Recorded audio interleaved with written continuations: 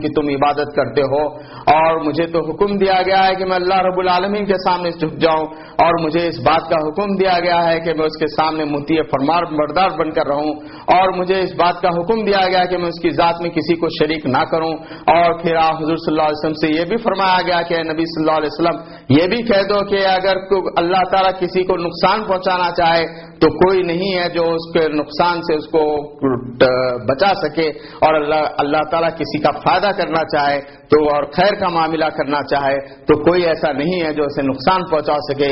यूसीबु बिही मन यशाउ मिन इबादी, अल्लाह ताला जिस पर चाहता है अपने बंदों में जिस पर चाहता है उस पर जो है फजल फरमाता है। फिर उसके बाद ये कहा गया कि मुझे इस बात का हुक्म दिया गया और जो कुछ वही की जा रही है उसकी इत्तिबा करूं और अल्लाह ताला की इबादत पर सब्र करूं, यहां तक कि अल्लाह ताला जो है हिसाब ले ले। अलिफ लाम रा फरमान है उस हस्ती की तरफ से जो हकीम और अलीम है।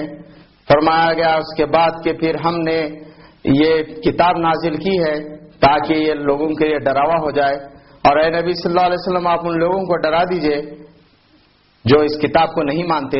फरमाया गया कि अल्लाह ताला वो है जिसने जमीन को 6 दिनों में पैदा किया और फिर उसका अर्श पर वो जलवा फरमा हुआ और उसका अर्श पहले जो है पानी पर था। फिर कहा गया कि अल्लाह ताला ने इंसान के लिए सब कुछ हिदायत के सामान मुहैया किए हैं।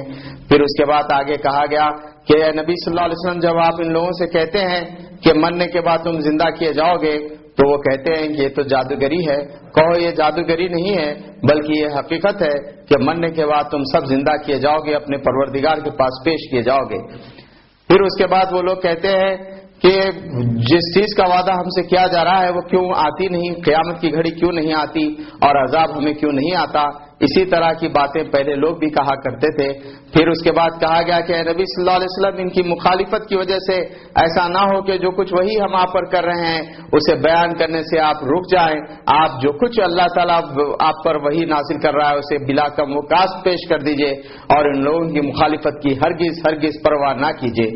फिर उसके बाद अंबिया अलैहिस्सलाम का जिक्र है। जैसा कि हमने आपसे अर्ज किया सूरह हूद मक्के के आखिरी दौर की सूरतों में से है और इस सूरत में इंजार ज्यादा है, डरावा ज्यादा है।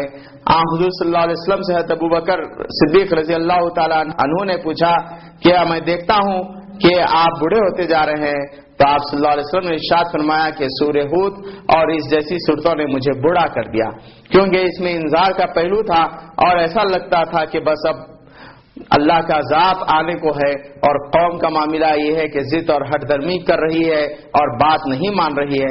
हुजूर सल्लल्लाहु अलैहि वसल्लम को डर था कि कहीं मेरी कौम को अल्लाह का अज़ाब ना आ ले। इस तरह अल्लाह ताला ने यहाँ पर अंबिया अलैहिस्सलाम का जिक्र किया है और बताया है कि अंबिया अलैहिस्सलाम ने भी अपनी दावत को लोगों के सामने पेश किया, लेकिन लोगों ने इनकार किया और हमेशा अल्लाह ताला ने अंबिया अलैहिस्सलाम की मदद की और उन लोगों को सफ़े हस्ती से मिटा दिया जो अंबिया अलैहिस्सलाम पर ईमान नहीं लाए। यहाँ पर आप देखेंगे हज़रत नूह अलैहिस्सलाम का जिक्र है और कौम आद का जिक्र है, हज़रत हूद अलैहिस्सलाम का जिक्र है, फिर हज़रत सालेह अलैहिस्सलाम का जिक्र है, फिर हज़रत इब्राहीम अलैहिस्सलाम का जिक्र है, फिर उसके बाद हज़रत लूत अलैहिस्सलाम का जिक्र है और फिर हज़रत शुएब अलैहिस्सलाम का जिक्र है, फिर हज़रत मूसा अलैहिस्सलाम का जिक्र इसमें किया गया। इन तमाम वाक़यात को हम पढ़ेंगे तो महसूस करेंगे कि अल्लाह का अल्लाह ताला डरा रहा है और उन तबाहशुदा कौमों के हालात को बयान कर रहा है और उन्हें मौका दिया गया कि वो उस बात को मान लें। सबसे पहले हज़रत नूह अलैहिस्सलाम का तज़किरा हुआ कि हमने नूह अलैहिस्सलाम को उनकी कौम में मबूस किया और नूह अलैहिस्सलाम ने कहा कि मैं अल्लाह का रसूल हूं और मैं इसलिए आया हूं ताकि तुम्हें डरा दूं। और फिर उन लोगों ने कहा कि ये तो बड़ी ताज्जुब की बात है। तो हज़रत नूह अलैहिस्सलाम ने कहा इसमें ताज्जुब की क्या बात है, मैं पहले से जो है हक पर कायम था और एक रोशनी मेरे पास थी, अल्लाह ताला ने मुझे नवाज दिया और आज मैं तुम्हें बताता हूं कि भाइयों अल्लाह का अजाब आएगा अगर तुम अल्लाह की बात को नहीं मानोगे और बुतों की परस्तिश करोगे। उन लोगों ने कहा कि ऐ नूह हम तुम्हारी बात हरगिज मानने वाले नहीं हैं और हम तो ये देखते हैं कि तुम्हारे अतराफ ऐसे लोग जमा हैं जो अराजिल हैं, जो छोटे लोग हैं, उन्हें हटाओ तो हम तुम्हारी बात सुनेंगे।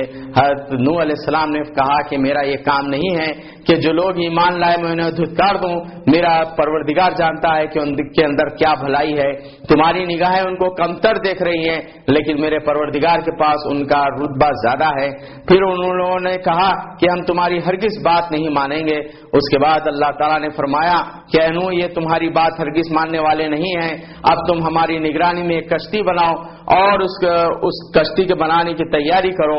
حضرت نوح علیہ السلام کشتی بنانے لگے اور پھر اس کے بعد جب سردار قوم وہاں سے گزرتے تو ہنستے اور کہتے کہ دیکھو یہ ایک خشکی میں کشتی چلانا چاہتے ہیں. حضرت نوح علیہ السلام نے کہا کہ آج تم ہنس رہے ہو لیکن ان قریب ہم تم پر ہنسیں گے. اور پھر ایسا ہی ہوا. اللہ تعالیٰ کا حکم آیا اور جب اللہ تعالیٰ نے حکم دیا تو حکم یہ دیا کہ اے زمین جو کچھ پانی تیرے پاس ہے اسے اگل دے اور اے آسمان پانی نازل کر. اور پھر جب پانی بہت زیادہ ہونے لگا تو پھر اس کے بعد پوری قوم ہلاک ہوئی. حضرت نوح علیہ السلام نے دیکھا کہ آپ کا بیٹا بھی ڈوب رہا ہے. آپ نے بیٹے کو پکارا اور کہا کہ اے بیٹے تو یہاں آ جا. تو بیٹے نے کہا کہ نہیں، میں اس پہاڑ پر چڑھ جاتا ہوں، شاید وہ مجھے بچا لے. حضرت نوح علیہ السلام نے فرمایا کہ بیٹے آج کوئی اللہ کے علاوہ کوئی بچانے والا نہیں ہے اور وہی بچے گا جس پر اللہ رحم کرے. پھر اس کے بعد ایک موج دونوں کے درمیان حائل ہو گئی. حضرت نوح علیہ السلام کا بیٹا بھی غرق ہو گیا. تو اے زمین جو کچھ پانی جو ہے اسے تو نگل لے. اور پھر کشتی کو حکم دیا کہ اے کشتی تو جا کر جودی پر ٹھہر جا. کشتی ٹھہر دی گئی اور کہا گیا کہ نوح علیہ السلام کی قوم کو ہم نے تباہ کر دیا اور برباد کر دیا، غرق کر دیا. پھر اس کے بعد حضرت نوح علیہ السلام نے اللہ سے عرض کیا پروردگار تیرا یہ وعدہ تھا کہ میرے جو گھر کے لوگ ہیں اسے تو بچائے گا اور میرا بیٹا تو میرے اہل میں سے ہے، میرے اہل و عیال میں سے ہے، وہ تو ایک نیک عمل کرنے والا آدمی نہیں تھا. پھر اس کے بعد اللہ تعالیٰ نے فرمایا اے نوح، جس کا علم تمہیں نہیں ہے اس تعلق سے میرے سے سوال نہ کرو.